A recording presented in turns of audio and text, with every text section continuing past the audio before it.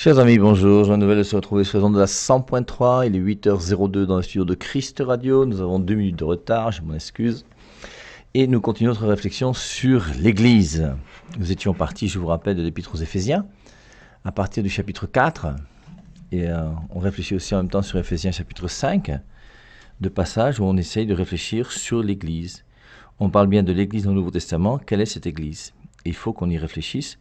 Et c'est important qu'on puisse réfléchir sérieusement, essayer de toujours mieux comprendre ce que c'est que l'Église, puisque aujourd'hui, par rapport à l'Église, il y a beaucoup de difficultés. Alors, dans Éphésiens chapitre 4, je vais vous le relire. Je vous exhorte donc, moi, le prisonnier dans le Seigneur, à marcher d'une manière digne de la vocation qui vous a été adressée, en toute humilité et douceur, avec patience. Supportez-vous les uns les autres avec amour, en vous efforçant de conserver l'unité de l'esprit par le lien de la paix. Alors on insiste d'abord sur l'unité. La multiplication des églises, la multiplicité des églises est quelque chose qui ne vient pas de Dieu. Ça, je crois qu'il faut qu'on en soit tous convaincus.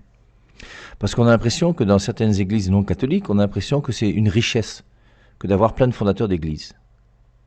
Ce qui est un non-sens. Je crois que toute personne équilibrée dans sa tête comprend que la division des églises est une chose qui est mauvaise. D'ailleurs, Jésus-Christ n'a jamais voulu plusieurs églises. Il n'a pas dit Pierre, tu es Pierre, sur cette pierre je bâtirai mes églises. Jésus-Christ n'a pas voulu des églises. Jésus-Christ a voulu une église. C'est pour ça que c'est important de bien comprendre ce que c'est que l'église et l'église que le Christ a voulu. Il y a un seul corps et un seul esprit. Le corps du Christ est-il divisé aujourd'hui? Forcément, avec la multiplicité des églises. Il y a un seul esprit. Alors dans quelle mesure? Dans le même Esprit Saint. Dans quelle mesure un pasteur qui détruit une statue dite de la Vierge Marie à coups de marteau est quelqu'un qui a l'Esprit Saint? Comment est-ce qu'un pasteur peut dire que l'Immaculée Conception, c'est dire que la Vierge Marie a accouché étant vierge? Forcément, c'est pas l'Esprit Saint, c'est du mensonge. Donc il y a un seul corps et un seul esprit, comme aussi vous avez été appelés à une seule espérance. Avec l'espérance, on va ajouter, il y a une seule foi, il y a une seule charité, celle de votre vocation. Il y a un seul Seigneur, une seule foi, un seul baptême, un seul Dieu et Père de tous, qui est au-dessus de tous, parmi tous et en tous. Et avec ce lien avec Éphésiens chapitre 5, verset 25, Marie, aimez chacun votre femme comme le Christ a aimé l'Église et s'est livré lui-même pour elle. Le Christ est mort pour son Église, afin de la sanctifier après l'avoir purifiée par l'eau et la parole, pour faire paraître devant lui cette Église glorieuse, sans tache, ni ride, ni rien de semblable, mais sainte et sans défaut.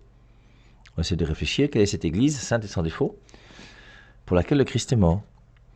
Alors, on avait essayé de voir, vous voyez, par rapport à, qu'est-ce que c'est que la définition de l'Église? Alors, ce serait intéressant, hein, si on avait des journalistes, on serait allé faire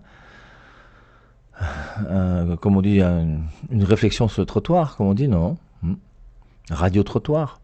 On serait demandé aux gens, au marché, à Mokolo, je ne sais pas où encore, moi, où vous voulez, partout. Qu'est-ce que c'est que pour vous que l'Église? Qu'est-ce que c'est que l'Église? Qu'est-ce que c'est que l'Église? Ce serait intéressant de savoir ce que les gens pensent de l'Église.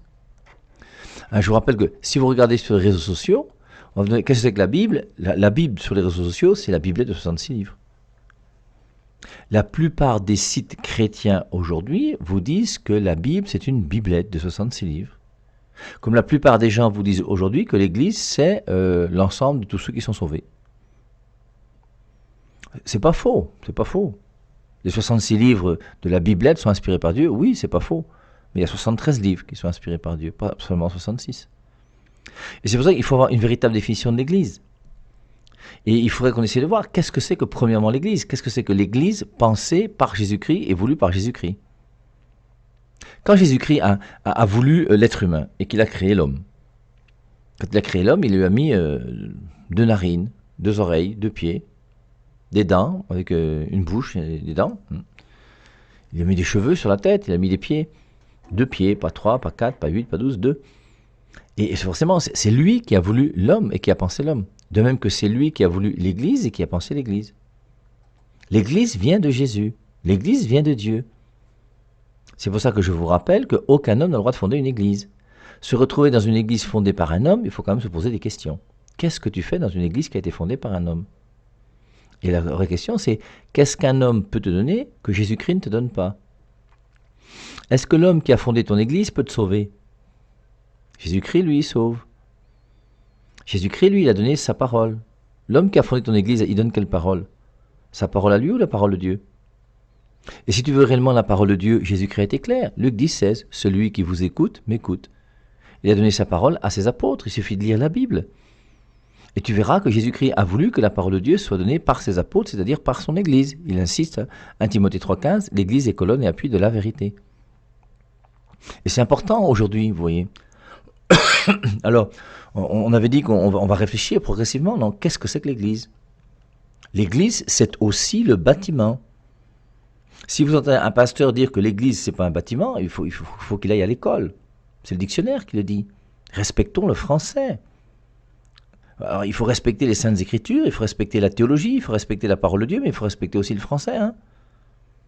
Et forcément, le bâtiment qu'on appelle l'Église, c'est le lieu dans lequel se retrouvent les chrétiens. C'est ça qu'on appelle l'Église. Quand tu arrives dans un village, on dit où est l'Église? Tu dis, vous prenez la deuxième à gauche, c'est là-bas. L'Église, c'est aussi le bâtiment, mais ce n'est pas uniquement le bâtiment. Si l'Église était uniquement le bâtiment, c'est pour ça, je vous rappelle une fois de plus, il ne faut pas être univoque, il faut être analogique.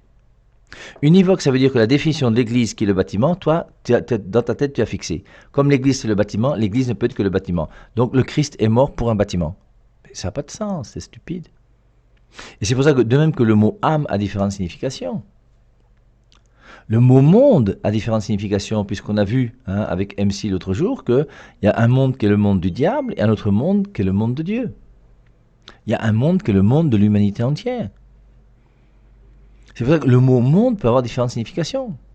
Quand Jésus-Christ dit « Je ne prie pas pour le monde », et pourtant il est mort pour tous les hommes. Jean 3, 16. Dieu a tant aimé le monde qu'il a donné son Fils unique. Et c'est pour ça que le mot monde peut avoir différentes significations. Le mot âme aussi, le mot église aussi, forcément. C'est pour ça que je vous avais dit que le mot secte en France, on dit qu'il y a peut-être, je ne sais plus, 400 définitions du mot secte. Alors je trouve que c'est un peu beaucoup, moi je les ai jamais lues toutes, bien sûr, mais il y a des gens qui disent ça. Alors est-ce que c'est vrai exactement? Je ne sais pas, mais c'est sûr qu'il y a différentes définitions du mot secte. Tu as défini une secte par rapport à un groupement qui avilit l'homme. Quand tu rentres dans une secte, forcément, on va toucher ta psychologie. Et donc la secte, c'est ce qui a été fondé par un gourou. La secte, c'est ce qui détruit la psychologie d'un homme. La secte, il y a différentes définitions du mot secte, on comprend qu'il y a beaucoup. Alors, pour l'église, il y a bien le bâtiment, c'est bien l'église, ou l'église est sur la place du marché, enfin peu importe. L'église, c'est aussi l'institution, la dénomination. On parle de l'église protestante, on parle de l'église catholique, on parle des églises de réveil. Le mot église s'attribue à différentes dénominations. Et de fait, toutes les dénominations les appellent église. Même si, personnellement, je pense que la seule dénomination qui mérite le nom d'église, c'est nous les catholiques. On lira un texte écrit par Benoît XVI, lorsqu'il était cardinal Ratzinger, où il dit que, bien oui, l'église, le mot église est réservé à ceux que Jésus-Christ lui-même a fondés. Et il y a une seule église qui mérite le nom d'église, c'est celle de Matthieu 16, 18. Pierre, tu es Pierre, sur Pierre, je bâtirai mon église. Les autres ne sont pas des églises. Et il n'a pas tort, il n'a pas tort. C'est juste ce qu'il dit.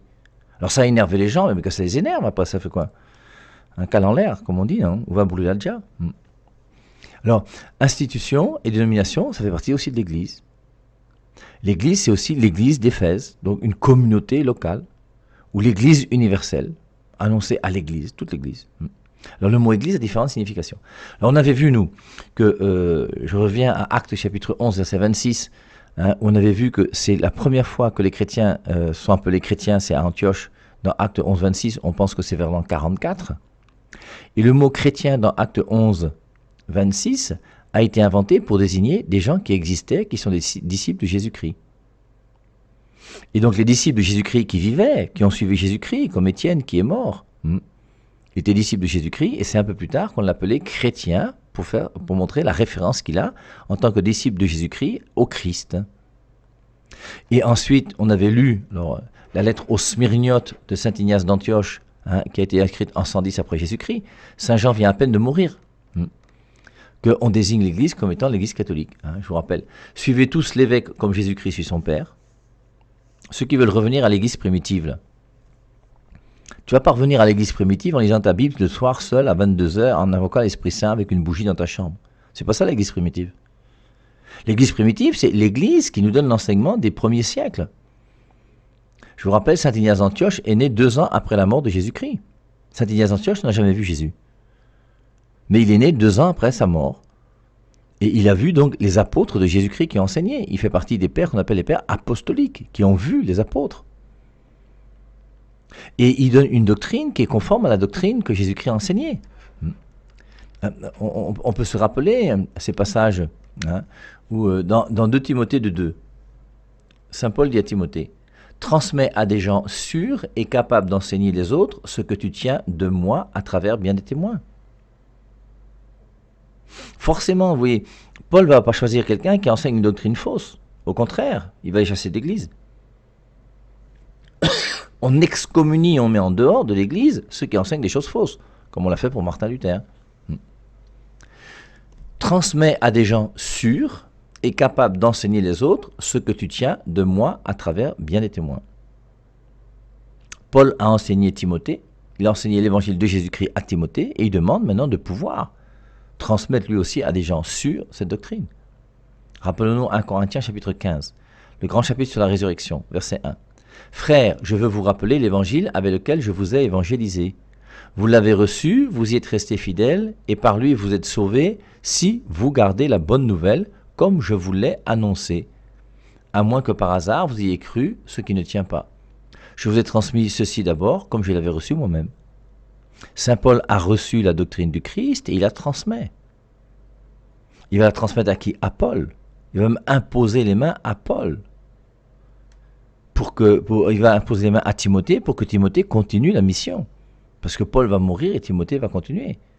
Jésus-Christ est mort et puis les apôtres vont continuer. Et puis après les apôtres, c'est saint Ignace d'Antioche, les pères apostoliques et puis la succession jusqu'à aujourd'hui.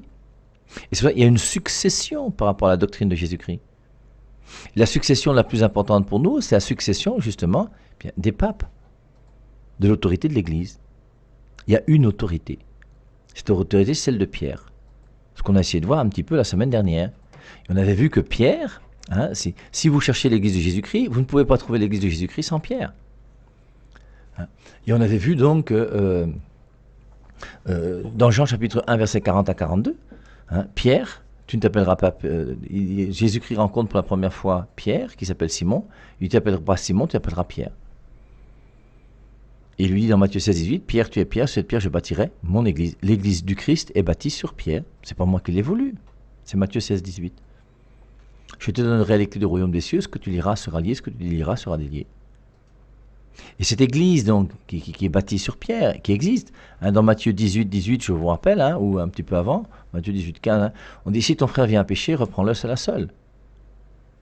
S'il ne veut pas comprendre, appelle 2 amis. S'il ne comprend pas, dis-le à l'église. Et ensuite, considère-le comme un païen, un publicain. Il faut le dire à l'église. L'église est bien présente. Elle est incarnée, elle est réelle. Quand dans Actes chapitre 4 et 5, on donnait l'argent à l'église, tu vendais un terrain, tu donnais l'argent à l'église. Mais l'église, c'est bien des personnes. Ce n'est pas une institution qui plane en l'air, le corps mystique du Christ. Non, c'est une institution réelle, avec des gens réels, avec des noms. Il y a des gens qui sont catholiques et des gens qui ne sont pas catholiques. Hérode, lui, il n'était pas catholique. Mais par contre, Jacques, qui l'a fait tuer dans Actes chapitre 12, était catholique. Enfin, il était chrétien. Et je vous rappelle que le mot catholique est né donc en 110 après Jésus-Christ, dans cette lettre aux Smyrniotes qui est très intéressante. Suivez tous l'évêque comme Jésus-Christ suit son Père.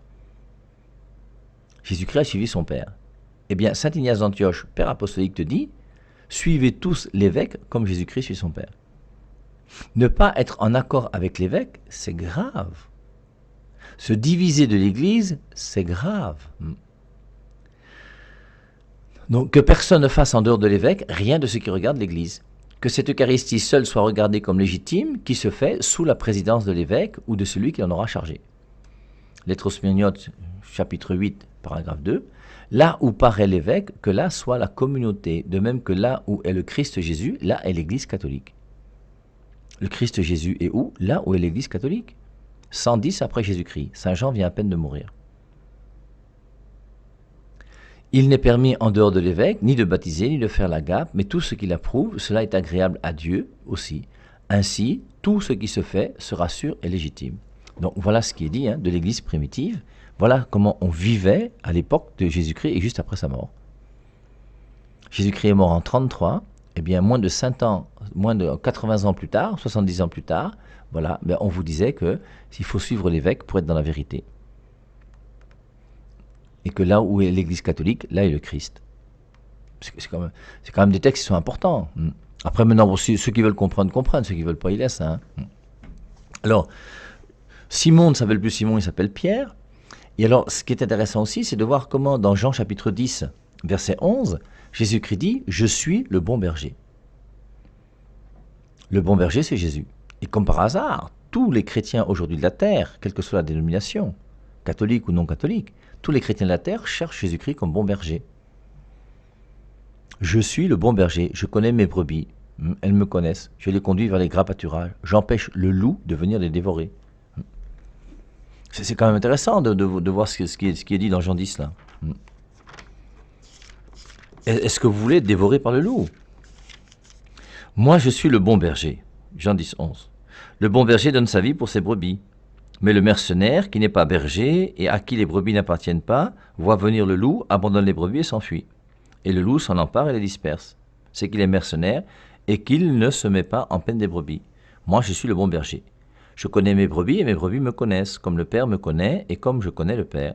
Et je donne ma vie pour mes brebis.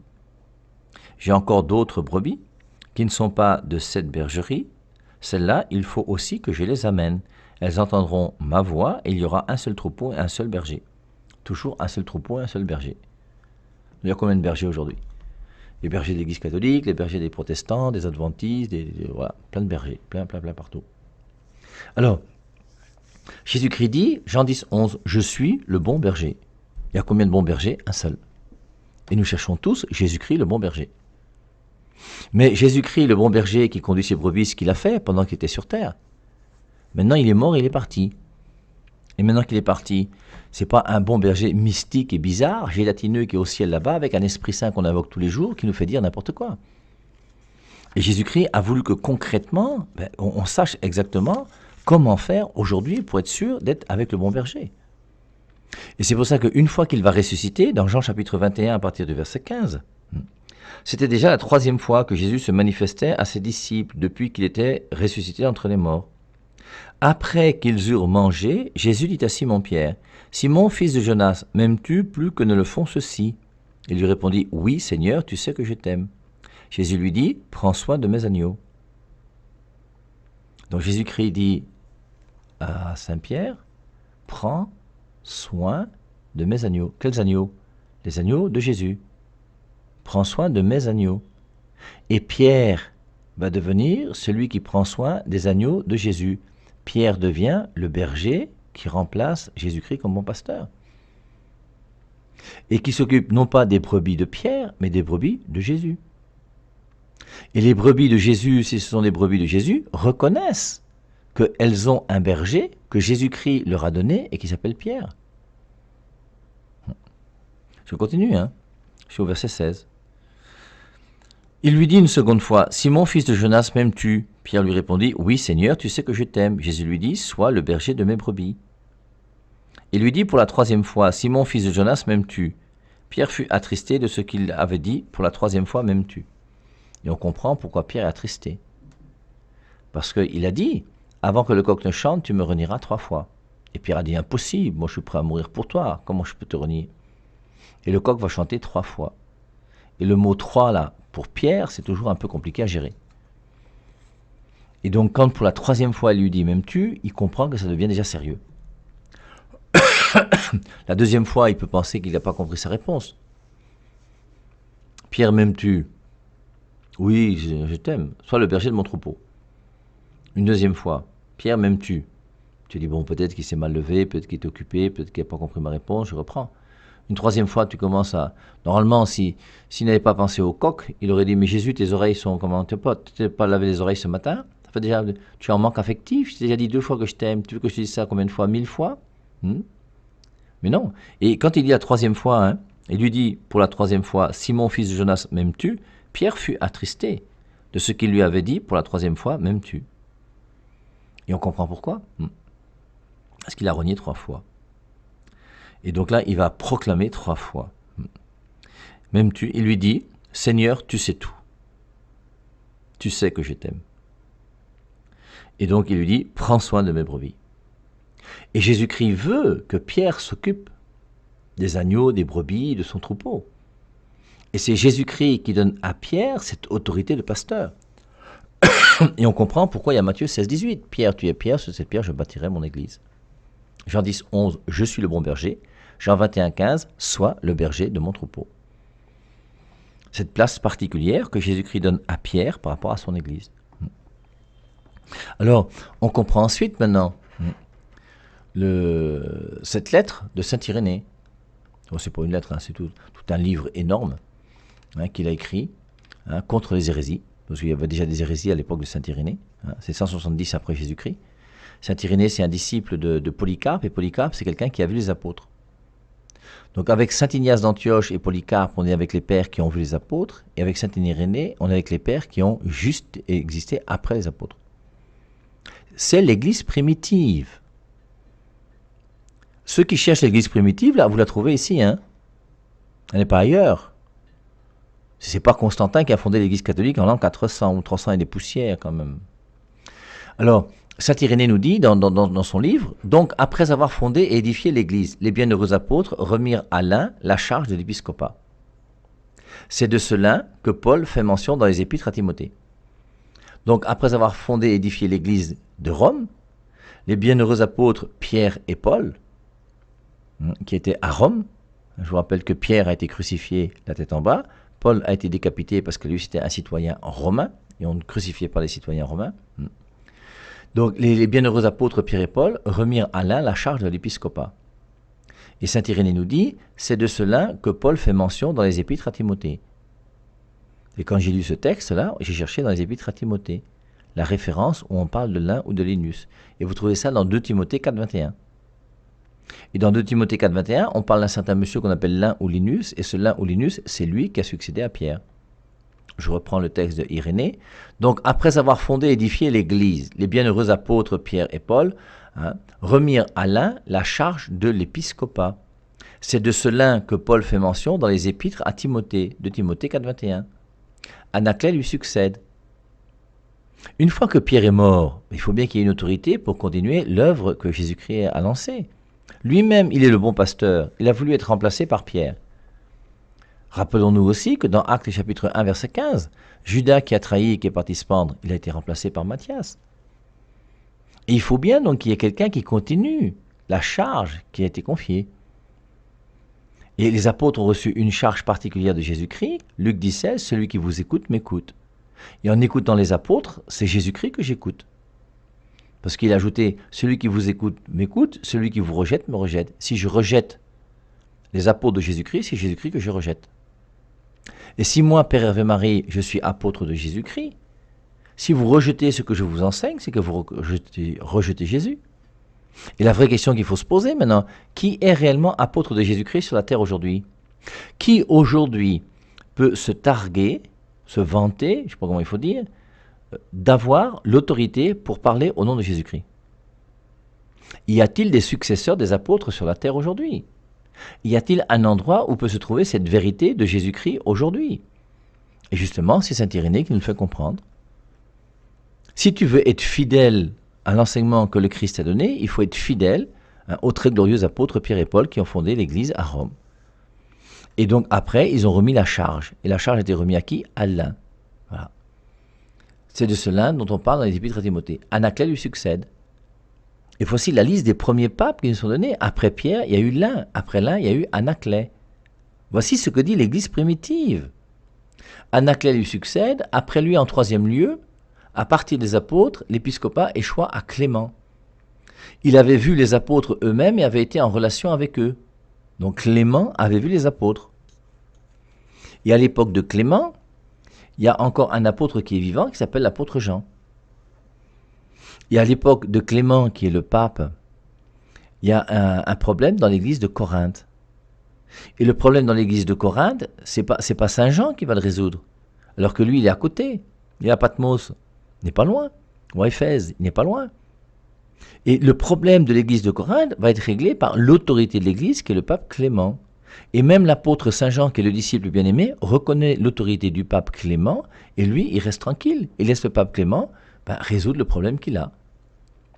Après lui, en troisième lieu, à partir des apôtres, l'épiscopat échoua à Clément. Il avait vu les apôtres eux-mêmes et avait été en relation avec eux. Leur prédication résonnait encore à ses oreilles et leur tradition était encore devant ses yeux. Il n'était d'ailleurs pas le seul, car il restait encore à cette époque beaucoup de gens qui avaient été instruits par les apôtres. Sous ce Clément, donc, un grave dissentiment se produisit chez les frères de Corinthe. L'Église de Rome adressa aux Corinthiens une très importante lettre pour les réconcilier dans la paix, renouveler leur foi et leur annoncer la tradition qu'elle avait naguère reçue des apôtres. Et c'est donc le pape Clément qui va écrire une lettre. Il y a une lettre aux Corinthiens de Clément que vous pouvez trouver sur le net, vous pouvez la lire. Donc, dans lequel on dit que ce Dieu-là même soit annoncé par les églises comme étant le Père de notre Seigneur Jésus-Christ. Tous ceux qui le veulent peuvent l'apprendre par cet écrit, tout comme ils peuvent connaître par lui, etc. etc. Et puis après, donc, puisque cette lettre est plus ancienne que les actuels fauteurs d'erreurs, c'est intéressant aussi, puisque la lettre de Clément, puisque cette lettre est plus ancienne que les actuels fauteurs d'erreurs, il y a des gens qui font des erreurs, mais qui ne sont pas conformes à cette lettre de Clément. Aujourd'hui, vous voyez, quand quelqu'un vous dit que Marie n'est pas Immaculée Conception, ça c'est une fausse doctrine. La doctrine de l'Immaculée Conception a toujours été crue dans l'Église. Quand quelqu'un vous dit que la Bible a 66 livres et non pas 73 livres, ce sont des fauteurs de troubles qui sont venus après. Donc, puisque cette lettre est plus ancienne que les actuels fauteurs d'erreurs qui imaginent faussement un autre Dieu au-dessus du Créateur et de l'auteur de tout ce qui existe. À ce Clément succède Évariste. À Évariste, Alexandre, puis le sixième à partir des apôtres, Xyste est établi. Après lui, Télésphore, qui rendit glorieusement témoignage, ensuite Hygiène, ensuite Pie, après lui Anicet, Soter ayant succédé à Anicet, c'est maintenant Éleuthère, qui en 12e lieu, à partir des apôtres, détient la fonction de l'épiscopat. Et si c'est moi qui écrivais ce livre, je dirais, et aujourd'hui, après avoir eu Jean-Paul II, nous avons eu le cardinal Ratzinger qui s'appelait Benoît XVI, après Benoît XVI, nous avons eu le pape François, qui actuellement règne en tant que chef de l'Église. À l'époque de Irénée, c'est maintenant Éleuthère qui, en 12e lieu, à partir des apôtres, détient la fonction de l'épiscopat. Nous, on dira, c'est aujourd'hui François, 260, je ne sais pas combienième, pape, qui est là et qui a cette charge aujourd'hui. Voilà par quelle suite et quelle succession la tradition, se trouvant dans l'Église à partir des apôtres et la prédication de la vérité, sont parvenues jusqu'à nous. Et c'est là une preuve très complète qu'elle est une et identique à elle-même, cette foi vivante qui, dans l'Église, depuis les apôtres jusqu'à maintenant, s'est conservée et transmise dans la vérité. Voilà ce que nous dit saint Irénée. Voilà vraiment l'Église primitive. Et qui nous dit que si tu veux être fidèle à la doctrine du Christ, il faut être fidèle à la succession des apôtres. Je vous rappelle qu'à l'époque de Irénée, le Nouveau Testament n'existe pas. Il faut attendre 397 pour que l'Église désigne 27 livres dans le Nouveau Testament. Par contre, la parole de Dieu est là grâce à la succession des papes qui sont là et qui assurent la vérité de la transmission de la révélation. Alors on trouve aussi chez cet Irénée, ainsi Matthieu publia-t-il chez les Hébreux, dans leur propre langue, une forme écrite d'évangile, à l'époque où Pierre et Paul évangélisaient Rome, et y fondaient l'Église. Voilà ce que dit saint Irénée. Les témoins de Jéhovah jusqu'à aujourd'hui affirment que Paul n'est jamais allé à Rome. C'est une contradiction historique. C'est une bêtise, je ne sais pas comment il faut dire ça, moi. Donc, et saint Irénée reconnaît qu'il y a un évangile qui a été écrit par Matthieu. Alors, il ne dit pas s'il est canonique ou pas, il dit simplement que ainsi Matthieu publia-t-il chez les Hébreux, dans leur propre langue, en quelle langue? Une forme écrite d'évangile, à l'époque où Pierre et Paul évangélisaient Rome et y fondaient l'Église. Après la mort de ces derniers, Marc, le disciple et l'interprète de Pierre, c'est pour ça qu'on dit toujours que l'évangile de Marc, c'est l'évangile de Pierre. Parce que saint Irénée nous dit qu'après la mort de ces derniers, Marc, le disciple et l'interprète de Pierre, nous transmit lui aussi par écrit ce que prêchait Pierre. L'évangile de Marc, c'est l'évangile de Pierre. De son côté, Luc, le compagnon de Paul, consigna en un livre l'évangile que prêchait celui-ci. Puis Jean, le disciple du Seigneur, celui-là même qui avait reposé sur sa poitrine, publia lui aussi l'évangile, tandis qu'il séjournait à Éphèse en Asie. Donc on savait déjà qu'il y avait 4 évangiles, mais on ne les a pas regroupés ensemble. Pour faire le Nouveau Testament, ceci se fera en 397 après Jésus-Christ. Car sans toi, elle est née.